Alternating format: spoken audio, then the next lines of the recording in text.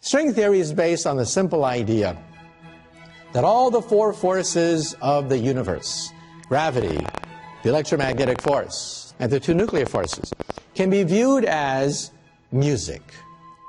Music of tiny little rubber bands. So if I had a super microscope and I could look right into the heart of an electron, what would I see? I would see a vibrating rubber band. And if I twang it, it turns into a neutrino. I twang it again, it turns into a quark. I twang it again, it turns into a Yang-Mills particle. In fact, if I twang it enough times, I get thousands of subatomic particles that have been cataloged patiently by physicists. String theory, we think, is a theory of everything. Now, string theory, in turn, can be summarized in an equation about an inch long. That's my equation. This is called string field theory. And how will we test it? We are building a machine, the biggest machine of science ever built in the history of the human race, outside Geneva, Switzerland. It is the Large Hadron Collider. So the Higgs boson, we think, will be created by the Large Hadron Collider. A tube 17 miles in circumference with two beams of protons circulating in opposite directions, then slamming together, creating a shower of particles. And among these particles, we hope to find the Higgs boson. But not only that, we hope to find particles even beyond the Higgs boson. The next set of particles beyond the Higgs boson are sparticles. The next layer of the jigsaw puzzle are called sparticles, superparticles, nothing but higher vibrations, higher musical notes of a vibrating string. And what else could we do? We can also unlock the secrets of the Big Bang. You see, Einstein's equations break down at the instant of the Big Bang and the center of a black hole. The two most interesting places in the universe are beyond our reach using Einstein's equations. We need a higher theory, and that's where string theory comes in. String theory takes you before the Big Bang, before Genesis itself. And what does string theory say? It says that there is a multiverse of universes. Where did the Big Bang come from? Well, Einstein's equations give us this compelling picture that we are like insects on a soap bubble, a gigantic soap bubble which is expanding, and we are trapped like flies on flypaper. We can't escape the soap bubble, and that's called the Big Bang theory.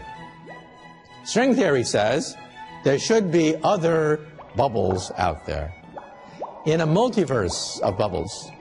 When two universes collide, it can form another universe.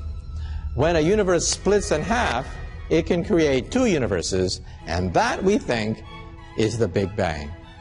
The Big Bang is caused either by the collision of universes or by the fissioning of universes. If there are other dimensions, if there are other universes, can we go between universes? Well, that, of course, is very hard. However, Alice in Wonderland gives us a possibility that maybe one day we might create a wormhole between universes. This is a wormhole. Think of taking a sheet of paper and putting two dots on it. The shortest distance between 2 points is a straight line. But if I can fold that sheet of paper, then perhaps I can create a shortcut through space and time, called a wormhole. This is a genuine solution of Einstein's equations. We can actually see this in string theory. The question is, how practical is it to go through one of these things?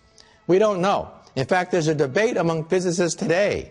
Stephen Hawking, many physicists are jumping into the game of trying to figure out whether it's physically possible to go all the way through a wormhole.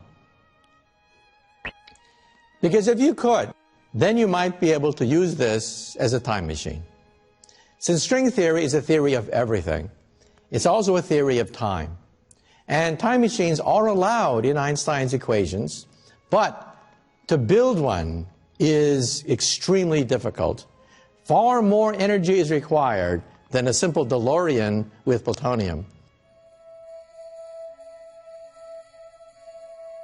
You know, trillions of years from now, the universe is going to get awfully cold. We think the universe is headed for a big freeze. All the stars will blink out. Stars will cease to twinkle. The universe will be so big, it'll be very cold. At that point, all intelligent life in the universe must die. The laws of physics are a death warrant to all intelligent life. There's only one way to escape the death of the universe, and that is leave the universe.